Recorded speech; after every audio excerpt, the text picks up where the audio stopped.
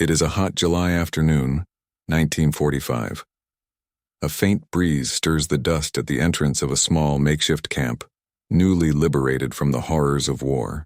The sound of American trucks rumbling through the camp breaks the silence, and a group of German women, thin and gaunt from years of starvation, watch in cautious curiosity.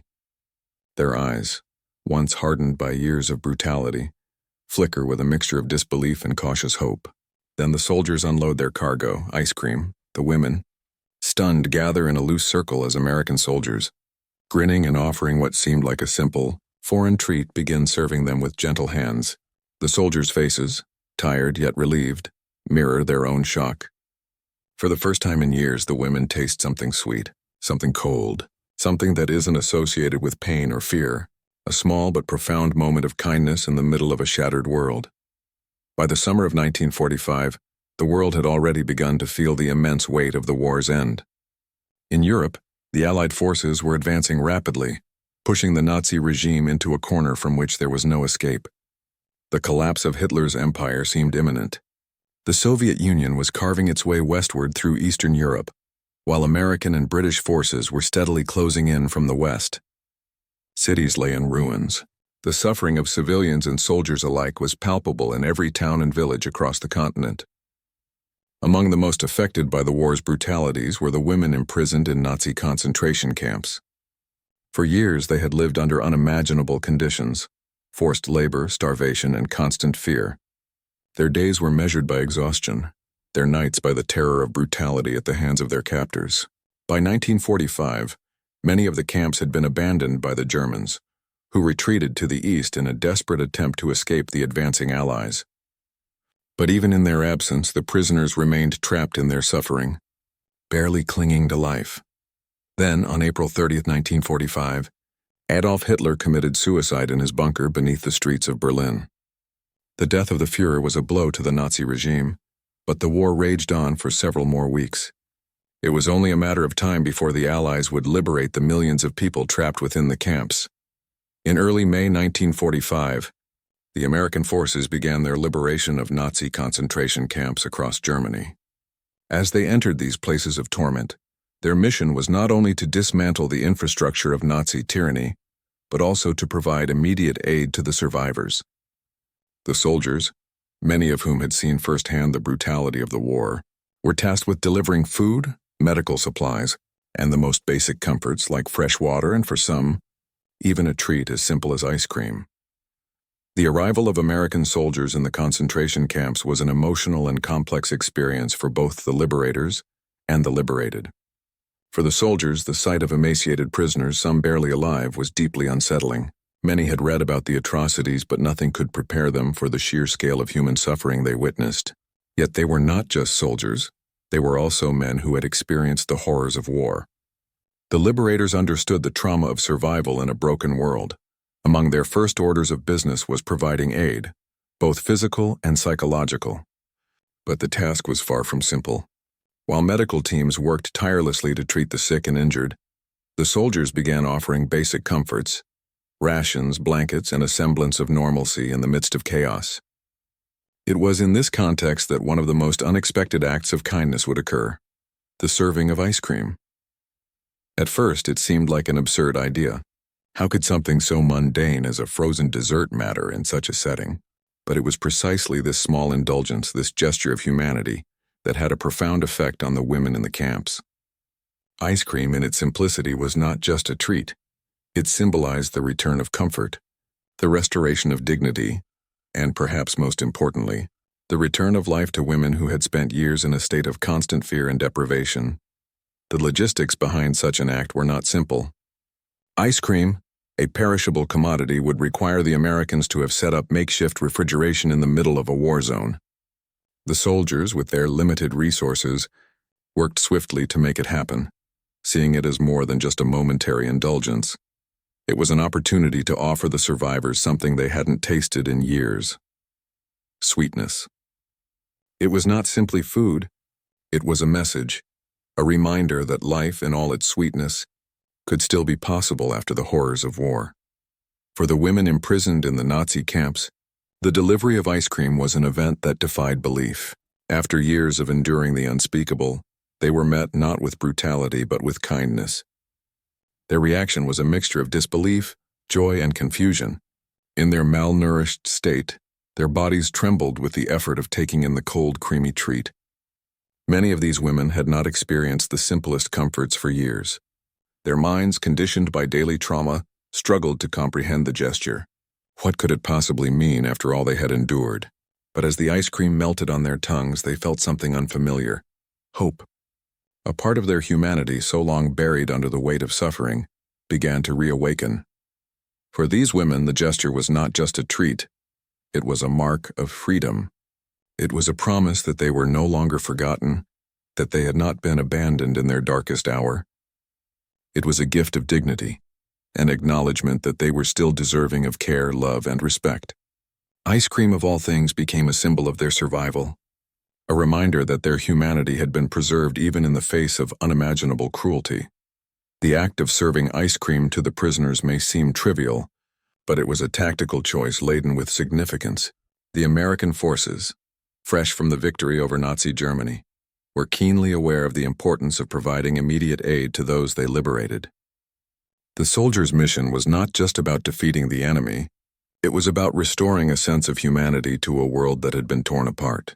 In a practical sense, the ice cream also represented a step in rebuilding morale, both for the survivors and for the soldiers who had witnessed the horrors of war. Logistically, the act of serving ice cream to survivors was no small feat.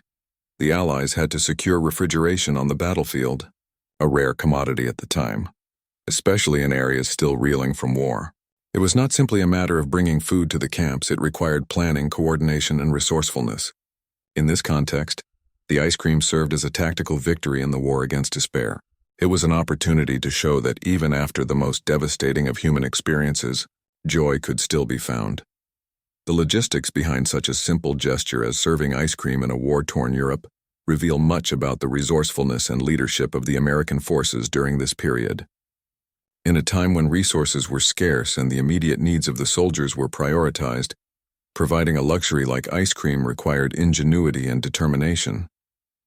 Military leaders, though primarily focused on military objectives, also recognized the need for psychological and emotional healing, particularly in the aftermath of the brutal war. They understood that this was not just a mission of military conquest, but of rehabilitation and restoration of human dignity. The ability to deliver ice cream to liberated prisoners was possible through the efforts of American supply chains, which were still functioning at full capacity despite the ongoing war. Field kitchens, mobile refrigeration units, and supply trucks filled with non-perishable goods became critical in providing not just food, but also comfort to those liberated. It wasn't only about feeding people, it was about nourishing them in a way that could help restore their spirits. The leadership of these military units knew that for many survivors, the war was far from over. The psychological toll of their years of suffering was immense. Ice cream, simple as it seemed, became a small yet significant part of their recovery. The moral impact of serving ice cream to these women was profound. In a world where survival was often linked to cruelty, to receive such a gesture was to encounter a different kind of warfare, one rooted in compassion. For the soldiers, this moment symbolized more than just an act of charity. It was a recognition that despite the brutality they had witnessed, there was still room for humanity in this world.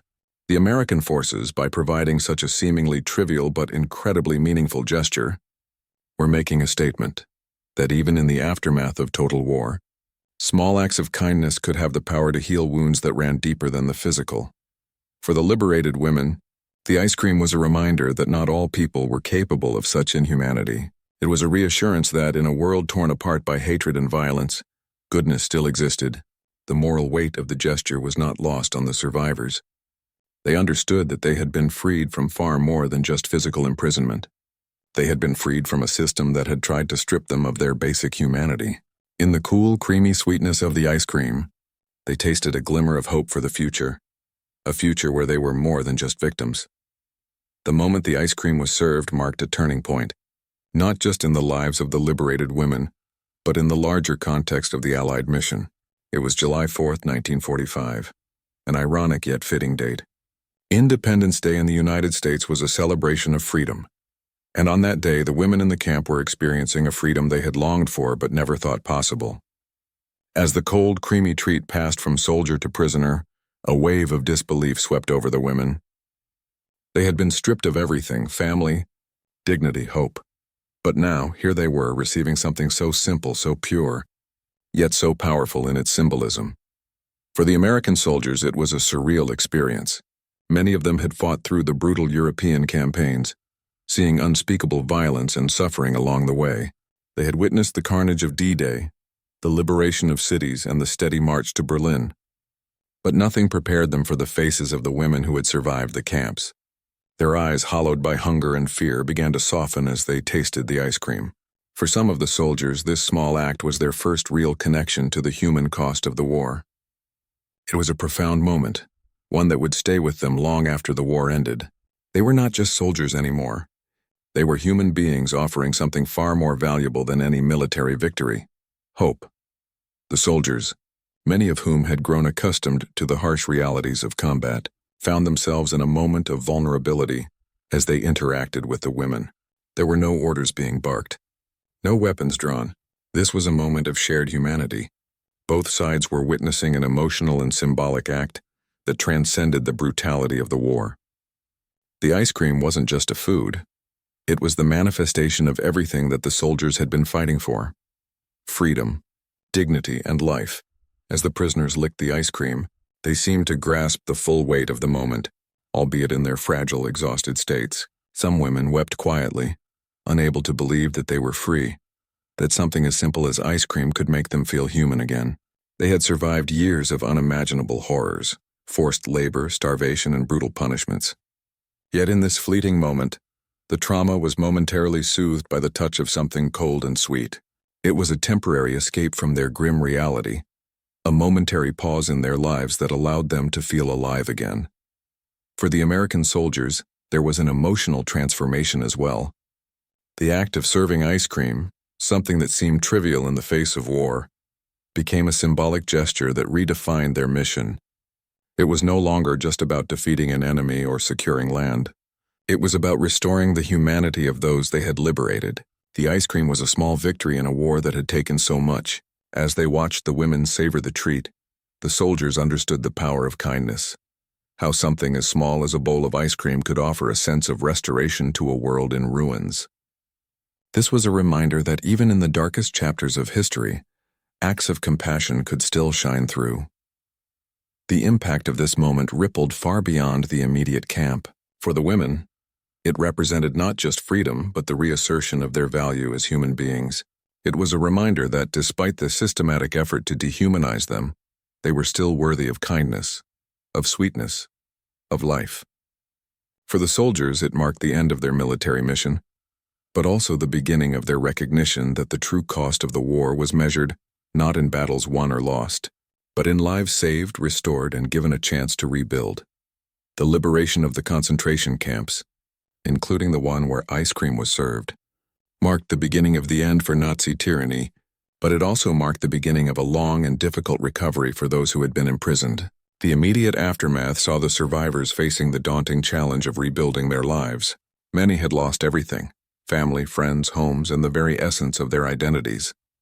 The trauma of their experiences would stay with them for the rest of their lives. But the American soldiers' act of kindness on that hot July day would remain a symbol of the hope they so desperately needed. For the American forces, the task of caring for the survivors extended far beyond serving ice cream. Medical teams were immediately deployed to treat the sick and wounded, while supplies were brought in to address the starvation and deprivation that the prisoners had endured. But there was also the psychological toll to consider. The soldiers, many of whom had been hardened by the war, were now witnesses to the emotional devastation of those they had liberated. They were no longer just soldiers. They were caregivers, offering more than just food and shelter. They were offering the possibility of a future. Reports from the time reveal a complicated process of recovery for many of the survivors. Some, still in shock from their experiences, could not immediately understand or accept their freedom. For others, the process of healing was slow and painful, yet there was also a growing sense of optimism, sparked in part by small gestures like the ice cream. It was a moment that transcended the immediate circumstances, offering a glimpse of a better world that lay beyond the horrors of the camps. In the long term, the ice cream gesture became part of the larger narrative of how the American forces approached their mission of liberation. The stories of such small acts of kindness circulated widely, contributing to the image of the Americans as liberators, not only in a military sense but also in a humanitarian one. The images of soldiers handing out rations, medical supplies, and even comfort items like ice cream became part of the psychological landscape of post-war Europe. For many survivors, the act was a pivotal moment, an undeniable reminder that the world could still be a place of care and compassion, even after enduring the worst atrocities. For the soldiers, the aftermath of the liberation was emotionally complex. Many found themselves forever changed by the events they witnessed, their hearts heavy with the knowledge of the scale of human suffering. The ice cream was one small part of a much larger humanitarian mission, but its impact was lasting.